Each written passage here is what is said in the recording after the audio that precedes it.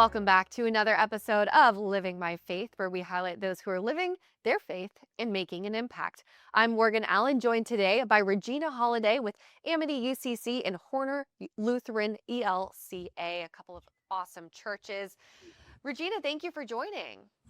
Wonderful to be here.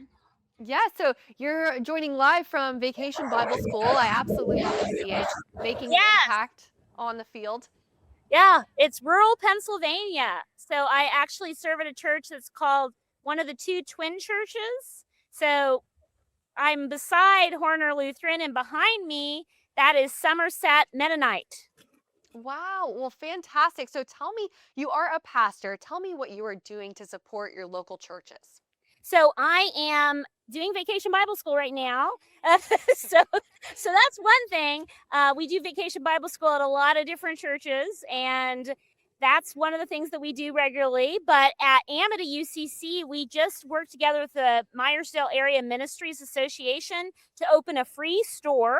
We're working with a business owner to use their space, and it's different volunteers from the different churches all working together to provide free items that people need. But not only that, volunteer opportunities for people who struggle to get volunteer opportunities. A lot of people aren't aware that in January of 2027, a bunch of people are going to lose their Medicaid unless they can volunteer 20 hours per week. And that's hard to come up with. So our vision with the free store is give a lot of people an opportunity to get those volunteer hours, to get the stuff they need, and to build community and fellowship with one another in a safe space that is centered on Christ. That is absolutely amazing. I love to hear people who are helping others make that greater impact. So tell me about you personally. How are you living your faith in your day-to-day walk with the Lord? So I'm a volunteer SAM van driver. The SAM van is done by the Somerset Area Ministries. It's a ministry that started in Somerset County, focusing on getting people to their medical appointments. And that's wonderful that they are able to get to the doctor when they need to. There is no charge for the ministry.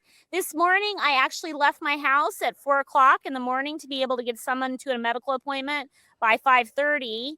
That was pretty distant from where I live. So that's a blessing. And then I came to Vacation Bible School. I'm also a medical advocate. I focus on making sure that patients can get to the data that they would like to get to and be able to get the care that they need. Wonderful. I love to hear. I can't believe you woke up that early to take someone all the way to the hospital, and then your day just continues on to serve the Lord and your community. It's beautiful to hear that. So Yeah. what is a verse or a passage that has been an anchor for you recently? Matthew 28. We've got to go and make disciples, right? We've got to baptize people in the name of the Father, Son, and the Holy Spirit. We've got to use, all the resources we have. We have to fill the Holy Spirit in our lives and then work in the way we were supposed to go. So listen for those God moments where God's leading you in the ministry that you're supposed to embrace. And that's for pastors, and that's for lay folks, and that's for Vacation Bible School. It's all important, and we're all on the mission of God. Oh, I love it so much. And to see you doing that in the field while we're talking about it, you are just living it step by step, and we just love to see it. So what are some of the churches that you're supporting? Tell me about them. Sure. So I help out Horner Lutheran. I've been their call pastor for quite a while now, but I've been with him for about 6 years. And then Amity, I started with them in September of last year. And then I help out Christ Lutheran in Grantsville, Maryland, doing all their bulletins and their funerals and their support and their Vacation Bible School. Then St. Michael's Lutheran outside of Berlin. They only meet once a month, but, they're working on trying to grow as a church. And then Indian Lake Christian Center, which is near Indian Lake. I help them out with delivering testimony. And we are going to do a Vacation Bible School there as well.